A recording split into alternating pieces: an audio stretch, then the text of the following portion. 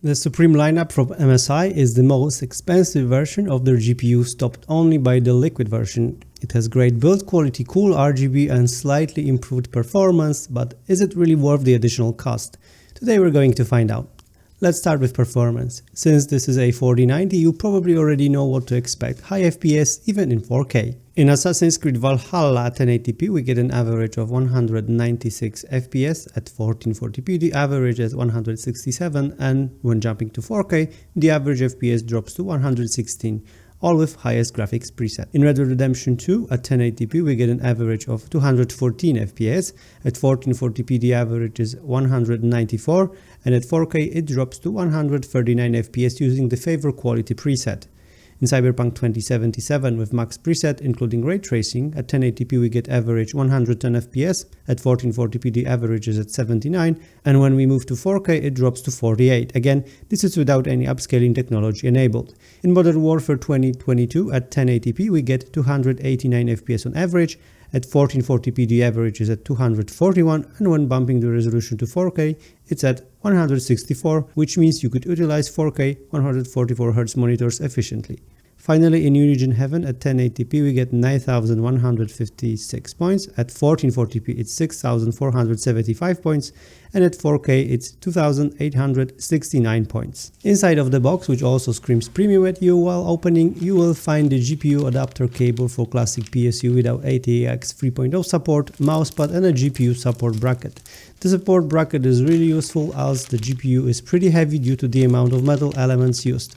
Now moving on to build quality. The fan shroud is made of brushed metal and it definitely adds to the premium feel of the card. I also really like the raw metallic color it gets in the process, looks really timeless and mature. The cutouts for the fans are not your typical round shape. MSI opted for octagons, which complement the design of the rest of the card. Each cutout also has an RGB light, which is hard to showcase without mounting the card vertically. But if you do decide to mount it that way, it's definitely going to look great. MSI doesn't stop here with the exceptional looks of the GPU. The edges are polished to gain a mirror-like effect. If that's not premium, I don't know what is. In general, the new Suprim takes a lot of inspiration from the previous gen flagship and builds on its design. The metal backplate follows the same design. We have sharp edges all around with cutouts towards the back. Cool thing from MSI is the inclusion of thermal pads under the metal backplate, which should help with the overall thermals.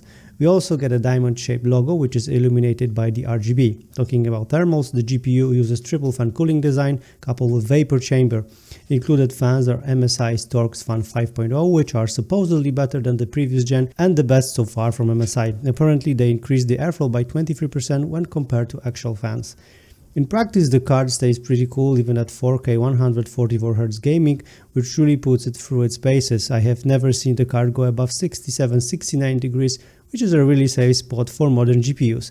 Just bear in mind that I also have two Be Quiet 140mm fans at the bottom feeding air directly into the GPU. What about noise levels? Well, this is what the GPU sounds like under typical load.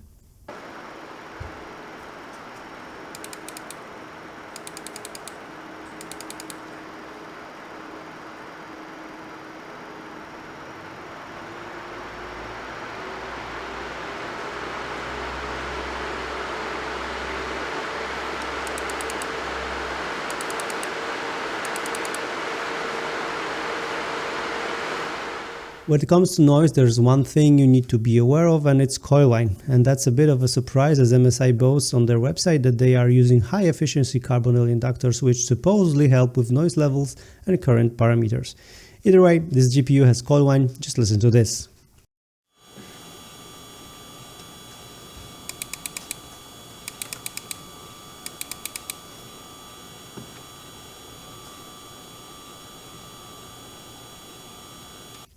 During gaming it's not noticeable as much since it gets drowned out by the fan noise, and if you wear headphones, even open back ones, you won't hear it at all. Oh yeah, one more thing, the fans stop spinning completely when the GPU is below a certain temp. I see it's a common theme for most GPUs. As with all modern GPUs, the Suprim also has dual BIOS with gaming and silent mode, which, as the name suggests, changes the fan curve. Final thing, the software. It allows you to play with all the parameters of the GPU as well as control the RGB, so it's a pretty good set of features. The navigation in the software is okay, not too complicated but also not entirely intuitive. Overall, if you have a lot of MSI products, I can see how it could come in handy. Okay, so time for the verdict. Is the Suprim worth the additional $200 or so more over the regular MSI gaming? Well, that all depends on what you're looking for.